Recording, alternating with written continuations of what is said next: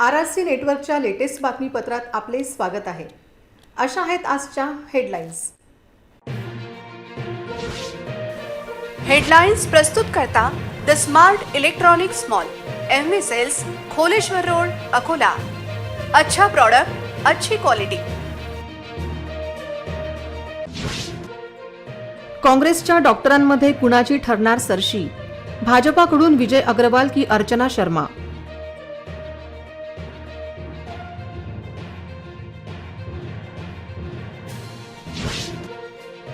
आमदार रणधीर सावरकरांना कोण देणार आव्हान? महाविकास आघाडी वंचितमधून कोण असणार रिंगणात?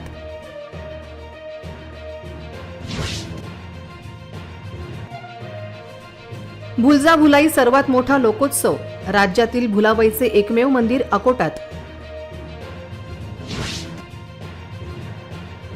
विधानसभा निवडणुका आचारसंहिता सुरू, सरकारी वाहने जमा करण्याची प्रक्रिया सुरू। मनपाच्या जन्ममृत्यू विभागात दलालांचा सुळसुळाट, दाखले काढण्यासाठी तासनतास रांगा। आता सविस्तर बातम्या। अकोला पश्चिम मतदारसंघातून भाजपने सलग 6 वेळा विजय मिळवला होता। ही जागा राखण्यासाठी गोवर्धन शर्मा यांना सक्षम पर्याय शोधण्याचे आव्हान भाजपासमोर आहेत। काँग्रेसच्या उमेदवारासमोर भाजपाचा नवा उमेदवार कोण असेल हे विधानसभा निवडणुकीच्या निमित्ताने पाहणे महत्त्वाचे ठरणार आहे। सलग 6 वेळा अकोला पश्चिम मतदारसंघामध्ये आमदार दिवंगत गोवर्धन शर्मा 2019 मध्ये केवळ 2600 मतांनी विजयी झाले होते। यावेळी लालाजींच्या निधनामुळे भाजपाकडून नवा उमेदवार असेल। 2019च्या निवडणुकीत काँग्रेसचे साजिद खान पठाण यांना चांगली मते मिळाली होती। दरम्यान या निवडणुकीपूर्वीच भाजपने मोठ्या प्रमाणात बनावट मतदारांचा घरचा रस्ता दाखवण्याचा मोठा कार्यक्रम हाती घेतला आहे। त्यामुळे या निवडणुकी क्षेत्रात मोठे बदल होण्याची चिन्हे आहेत। ही जागा महायुती सहभागी झालेल्या राष्ट्रवादीच्या वाट्याला जाण्याची शक्यता आहे। तसे झाल्यास या जागेवर महायुतीचा उमेदवार कोण असणार हे महत्त्वाचे ठरणार आहे। मात्र काँग्रेसमध्ये 3 नावांची जोरदार चर्चा असून त्यापैकी डॉक्टर जिशान हुसेन, साजिद खान, डॉक्टर रहमान खान यांची चर्चा सुरू आहे। दुसरीकडे भाजपच्या अर्चना शर्मा, विजय अग्रवाल, माजी महापौर अश्विनी हातवळणे, डॉक्टर अशोक ओळंबे यांच्या नावाची चर्चा आहे। दरम्यान समाजसेवक निलेश देव वंचितमधून मराठी चेहरा म्हणून उदयास येऊ शकतात। अकोला पूर्व मतदारसंघातून भाजपाचे रणधीर सावरकर हे विद्यमान आमदार आहेत। या निवडणुकीत त्यांना आव्हान नेमकं कोण देणार आहेत हे पाहणे महत्त्वाचे आहे।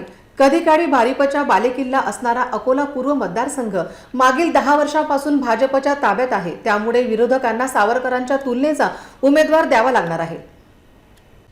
अकोला पूर्व विधानसभा मतदारसंघात प्रमुख 3 पक्षांमध्ये लढत होणार आहे। महाविकास आघाडी आणि वंचित बहुजन आघाडी यांच्यासह महायुतीत खरा सामना रंगणार आहे। लोकसभा निवडणुकीत अनुप धोत्रे यांना विजयी करण्यासाठी रणधीर सावरकर यांची मेहनत यशस्वी ठरली। तसेच काँग्रेसचे उमेदवार म्हणून डॉक्टर अभय पाटील यांची मते महाविकास आघाडीसाठी बळ देणारी ठरणार आहे का हे पाहणे महत्त्वाचे ठरणार आहे। महाविकास आघाडीत या जागेसाठी काँग्रेस आणि शिवसेना उद्धव ठाकरे प्रयत्न करत आहेत। काँग्रेसकडून डॉक्टर सुभाषचंद्र कोरपे, शिवसेनेकडून गोपाल दातकर, वंचित बहुजन आघाडीकडून माजी जिल्हा परिषद अध्यक्ष बालमुकुंद भिरड, संतोष हुसे हे उमेदवारीच्या शर्यतीत दिसत आहेत। आता लवकरच चित्र स्पष्ट होईल। यापूर्वी हा बोरगाव विधानसभा मतदारसंघ होता आणि आता अकोला पूर्व मतदारसंघ आहे। सुरुवातीला येथे काँग्रेसचे वर्चस्व होते। हरिदास भदे यांनी या मतदारसंघाचे 2दा प्रतिनिधित्व केले।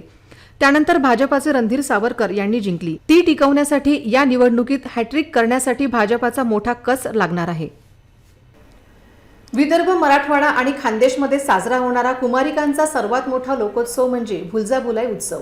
भाद्रपद महिन्याच्या पौर्णिमेपासून अश्विन महिन्याच्या पौर्णिमेपर्यंत साजरा होणाऱ्या या भुलाबाई उत्सव काळात विदर्भातील प्रत्येक घरातून भुलाबाईच्या गाण्यांचे सूर कानावर पडायचे। कधीकाळी घरोघरी साजरा होणारा भुलाबाईचा उत्सव आता परिस्थिती बदलली असल्याची काही प्रमाणात भुलाबाई उत्सव साजरा झाला। कोजागरी पौर्णिमेच्या दिवशी भुलजाभुलाई उत्सवाचे विसर्जन होते। मात्र तंत्रज्ञानाच्या युगात पारंपरिक भुलाबाई उत्सव नामशेष होण्याच्या मार्गावर आहे। भुलाबाईची गाणी हे वऱ्हाडी भाषेला वारसा हक्काचे मिळालेले अनमोल धन होय। मात्र नव्या पिढीचा याचा विसर पडला आहे। 300 वर्ष पुरातन व राज्यातील एकमेव भुलाबाईचे मंदिर अकोट शहरात असून पूर्वी इथे 5 फुटापेक्षा मोठ्या भुलजाभुलाई बालगणेश यांच्या मूर्ती होत्या, पण त्या मातीच्या असल्यामुळे काही काळानंतर ढासळल्या। त्यानंतर 1996 मध्ये मंदिरामध्ये नवीन मूर्ती स्थापन करण्यात आल्यात. भाद्रपद महिन्यात मंदिरात पारंपरिक वऱ्हाडी गाणी म्हणतात. तुकाराम आप्पा कुरवाडे यांच्यापासून कुरवाडे परिवारातील 6वी पिढी आजही भुलाबाईची पूजा करतात. अकोट शहरातील एका परिसराची ओळखही भुलजा भुलाई चौक म्हणून केल्या जाते. विधानसभा निवडणुका जाहीर होताच आचारसंहिता लागू झाल्याने मिनी मंत्रालय म्हणून ओळख असलेल्या जिल्हा परिषदमधील अध्यक्ष, उपाध्यक्ष तसेच सर्व सभापती यांची वाहने शासन जमा करण्यात आली आहेत. येणाऱ्या 20 नोव्हेंबर रोजी अकोला जिल्ह्यात विधानसभा सार्वत्रिक निवडणुकांचा उत्सव साजरा करण्यात येणार आहे. विधानसभा सार्वत्रिक निवडणुकीकरिता 15 ऑक्टोबर पासून जिल्ह्यात आदर्श आचारसंहिता लागू करण्यात आली असून जिल्ह्यातील अकोट, मूर्तिजापूर, बाळापूर, अकोला पूर्व तसेच अकोला पश्चिम या 5 मतदारसंघातील 16,32,144 मतदार आहेत. आपल्या मतदानाचा हक्क बजावणार आहेत. या निवडणुकीत 20 नोव्हेंबर रोजी 1,741 मतदान केंद्रावरती मतदानाची प्रक्रिया पार पडणार आहे. या विधानसभा निवडणुकीकरिता जिल्ह्यातील 5ही मतदारसंघात 22 ते 29 ऑक्टोबर या कालावधीत संबंधित उपविभागीय अधिकारी तथा निवडणूक निर्णय अधिकारी यांच्याकडे उमेदवारी अर्ज दाखल करण्यात येणार आहे. आगामी काळात पार पडलेल्या विधानसभा निवडणुकीच्या पार्श्वभूमीवर जिल्हा प्रशासन तसेच निवडणूक निर्णय अधिकारी यांच्या मार्गदर्शनात अकोला जिल्हा परिषदेच्या पदाधिकारी यांची वाहने शासन जमा करण्यात आली असून यामध्ये जिल्हा परिषद अध्यक्ष, उपाध्यक्ष तसेच 4ही सभापती यांची 6 वाहने जिल्हाधिकारी कार्यालयात जमा करण्यात आली आहे. विधानसभा निवडणुकीच्या काळात आदर्श आचारसंहिता लागू असल्याने सदरचा निर्णय घेण्यात आल्याचे सांगण्यात आले आहे. अकोला महापालिकेतील जन्म मृत्यू नोंदणी विभागामध्ये दिवसांदिवस वाढत जाणारी दलालांची संख्या, अधिकारांचा अभाव, नागरिकांची वाढती गर्दी यामुळे महिनाभर कार्यालयांचे उंबरठे झिंजूनही अनेकांना दाखल्यापासून वंचित राहावे लागत आहे. अकोला महानगरपालिकेच्या वतीने जन्म मृत्यू नोंदणी विभाग तसेच नागरी सुविधा केंद्राच्या माध्यमातून जन्म मृत्यूची नोंद दाखले दिले जातात. या विभागामध्ये दररोज नागरिकांची मोठ्या प्रमाणात गर्दी होत असल्याचा फायदा या भागात दलालामार्फत घेतला जातो व लवकर काम करून देण्याच्या बहाण्याने नागरिकांची आर्थिक लूट होत असल्याची माहिती प्राप्त झाली आहे. महापालिका नागरी सेवा केंद्र परिसरात दलालाची संख्या दिवसांदिवस वाढत असून महापालिकेचे अपुरे मनुष्यबळ व दिवसांदिवस वाढणारी नागरिकांची संख्या पाहता नागरिकांना जन्म दाखल्यांमध्ये दुरुस्ती करण्यासाठी महिनाभर वेटिंग करावे लागत आहे. तर जन्म व मृत्यू दाखल्यासाठी महापालिकेत मोठ्या प्रमाणात गर्दीचा सामना नागरिकांना करावा लागत असून केवळ एका दाखल्याची महिनाभर कार्यालयाचे उंबरठे झिजवण्याची वेळ नागरिकांवर आल्यामुळे महापालिका आयुक्तांनी त्वरित याबाबत कारवाई करण्याची मागणी होत आहे. सध्या सण उत्सवाचा काळ सुरू असून जर तुम्हाला दिवाळीची शॉपिंग करायची असेल आणि तीही विविध सेल बजेटमध्ये हवी असेल तर गौरक्षण रोडवर शुभमंगल हॉलमध्ये आयोजित भव्य गारमेंट सेलला प्रत्येकाने भेट देण्याची गरज आहे. भारतातील सर्वात मोठा गारमेंट शॉपिंग एक्स्पो अकोला शहरात दिवाळीच्या निमित्ताने सुरू झाला असून शुक्रवार, शनिवार आणि रविवार अकोल्यातील गौरक्षण मार्गावरील शुभमंगल फंक्शन हॉलमध्ये सकाळी 10 ते रात्री 9 या वेळेत भव्य गारमेंट शॉपिंग एक्स्पोचे आयोजन करण्यात आले असून यामध्ये मूळ ब्रँडेड पोशाखांची मोठी श्रेणी आहे तर जीन्सवर 90% सूट दिली जात आहे. या मेगा सेलमध्ये 800 ते 900 रुपयांमध्ये उपलब्ध असलेले मेन्स वेअर कपडे केवळ 179 रुपयांना मिळू शकतात. तर लेडीज वेअरमध्ये जे कपडे बाहेर 500 ते 4000 रुपयांना विकले जातात ते फक्त 99 रुपयांना विकत घेता येणार आहे. तर किड्स वेअर जी बाहेर 500 ते 4000 रुपयांना विकले जातात कपडे केवळ 79 रुपयांना विकत घेता येणार आहेत. यासह ब्रँडेड कपड्यांचे अनगिनत वैविध्य आणि भरघोस सवलती पाहून येथे दिवाळीची खरेदी जोरात सुरू होणार आहे. त्यामुळे दिवाळीची खरेदी करण्यासाठी गौरक्षण रोडवरील गौरक्षण संस्थेजवळील शुभमंगल फंक्शन हॉलमध्येही दिवाळीची खरेदी करण्यासाठी अकोलेकरांनी भेट देणे खऱ्या अर्थाने दिवाळी उत्सव मोठ्या प्रमाणात साजरा करण्यासाठी महत्त्वाचं ठरणार आहे. कारण या सेलच्या माध्यमातून अकोलेकरांची बचत व ब्रँडेड कपड्यांची विविध श्रेणी त्यांना येथे पाहता येणार आहे. येथे येण्यापूर्वी तुम्ही 9785733580 या मोबाईलवर संपर्क साधून खरेदीची वेळ निश्चित करू शकता. Raymond, Buffalo, Spykar, Jack and Jones, John Miller आदी ब्रँडेड कंपन्यांचे कपडे येथे उपलब्ध आहेत. त्यामुळे तुम्ही तुमची आणि तुमच्या कुटुंबाची दिवाळीची खरेदी येथे करू शकता. चला तर मग गौरक्षण रोडवर शुभमंगल फंक्शन हॉलमध्ये जाऊया कपड्यांची विविध रेंज पाहण्यासाठी. हा जो सेल लागला आहे इथे खूप छान आहेत वस्तू, ब्रँडेड आहे आणि खूप रिझनेबल आहेत. ज्या वस्तू आपण जर घ्यायला गेलं ते अर्ध्या किमतीमध्ये आहे आणि मला असं वाटतं की सगळ्यांनीच या इथे येऊन व्हिजिट करायला पाहिजे आणि ज्या वस्तू कदाचित आपण घेऊ शकत नाही अशा सुद्धा खूप चांगल्या वस्तू आणि व्हरायटी आणि एका छत्राखाली सगळ्याच गोष्टी तुम्हाला मिळतात. लेडीज आहे, जेंट्स आहे आणि किड्स आहे. तरी नक्कीच इथे येऊन तुम्ही शॉपिंग करू शकता. मी दिलीप वरठे, आयोजक ग्रँड फॅशन टाईम. आम्ही दिवाळीसाठी शुभमंगल कार्यालय गौरक्षण संस्थे शेजारी गौरक्षण अकोला येथे मोठ्या ब्रँडेड गारमेंट सेलचे आयोजन केले असून आमच्या सेलमध्ये मोठमोठ्या ब्रँडेड कंपनींचे गारमेंट सर्वसामान्यांना परवडतील या रेटमध्ये जेंट्स, किड्स आणि लेडीजसाठी अवेलेबल आहेत. आमच्या सेलमध्ये मिळणारे मोठमोठे गारमेंट्स स्वस्तात मिळत असून त्यामुळे ग्राहकांची झुंबड या सेलला येत आहे.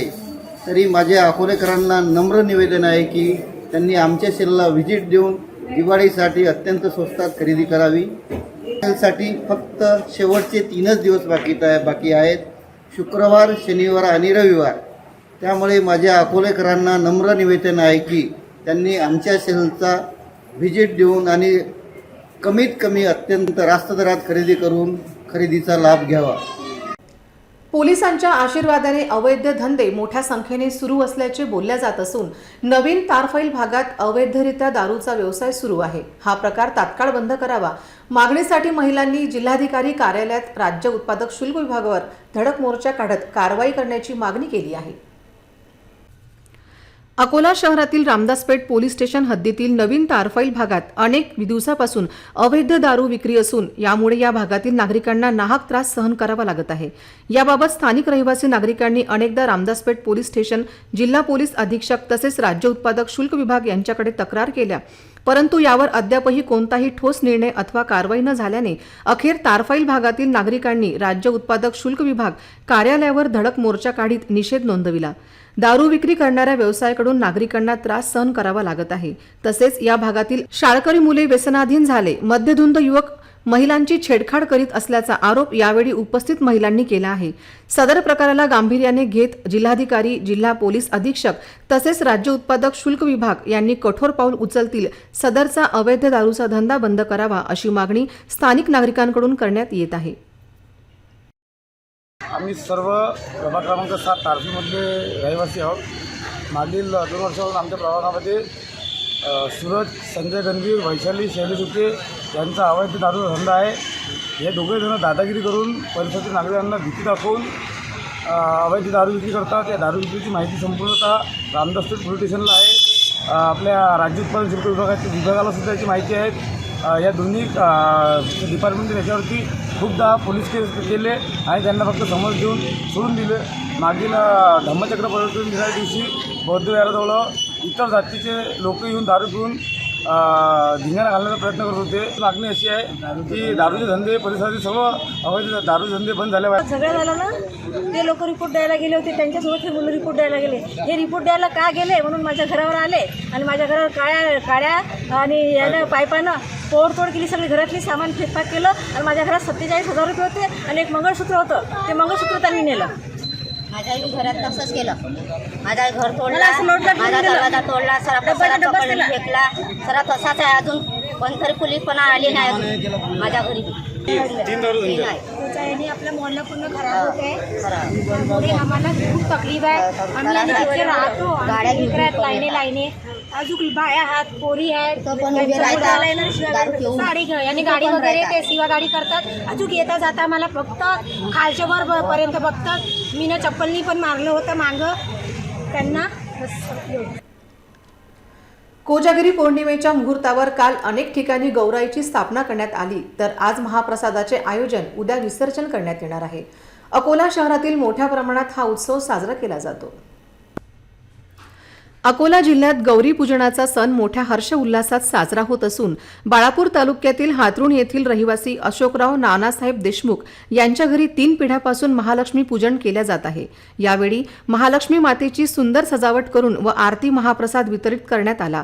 या उत्सवामध्ये गौरी पूजन गौराईला पाहुणचार नैवेद्य देखील प्रांतानुसार वेगवेगळा असतो, पण साधारणतः पुरणपोळी, ज्वारीच्या पिठाची आंबील, आंबाडीची भाजी, 16 भाज्यांनी एकत्र भाजी, दिवेफळ, शेंगदाणा आणि डाळीची चटणी, पंचामृत, पडवळ, दुधी भोपळा घालून केलेली ताकाची कढी, कटाची आमटी, वेगवेगळ्या प्रकारची भाजी, पापड, लोणचे इत्यादी पदार्थ केळीच्या पानावर रितसर वाढली जातात. नैवेद्याला 16 भाज्या, 16 कोशिंबीर, 16 चटण्या, 16 पक्वान्ने तसेच फराळाचे पदार्थ करतात. पुरणाची 16 दिव्यांची आरती करतात. संध्याकाळी हळदी कुंकवाचा समारंभ केला जातो. अमरावती जिल्ह्यात नवदुर्गा उत्सवाचे विसर्जन शांततेने पार पडले असून मोर्शी तालुक्यात नया वाठोडा येथे डीजेसह आकर्षक असलेल्या दिंडी गजरात सार्वजनिक दुर्गा विसर्जन शांततेत पार पडले. यामध्ये गावातील मंडळांनी उन्हाचा पारा बघता थेट मिरवणूक न काढता विसर्जन केले.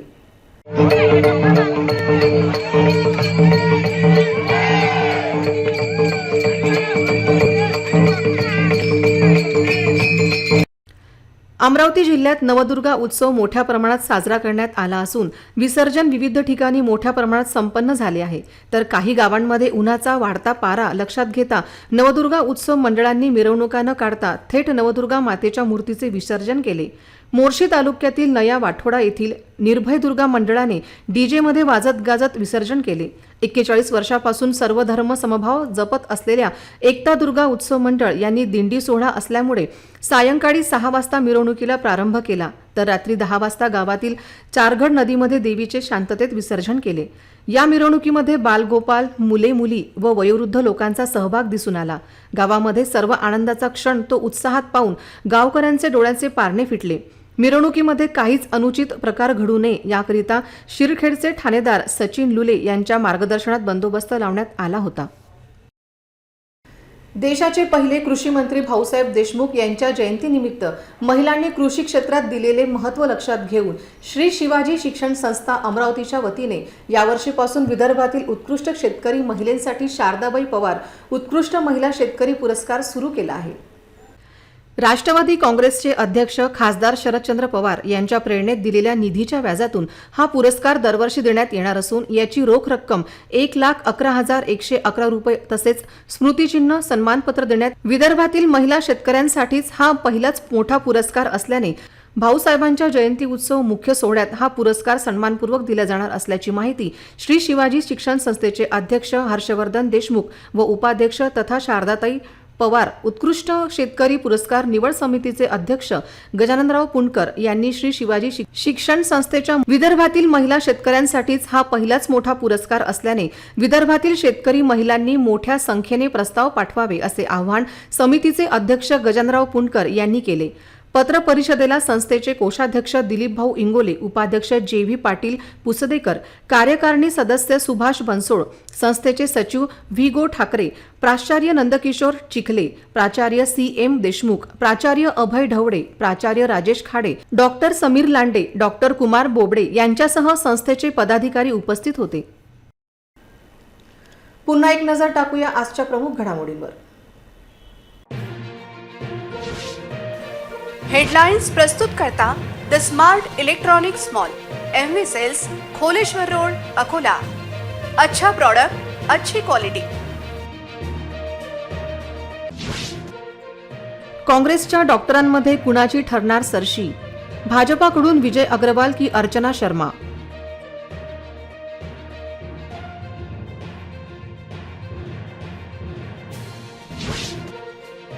आमदार रणधीर सावरकरांना कोण देणार आव्हान? महाविकास आघाडी वंचितमधून कोण असणार रिंगणात?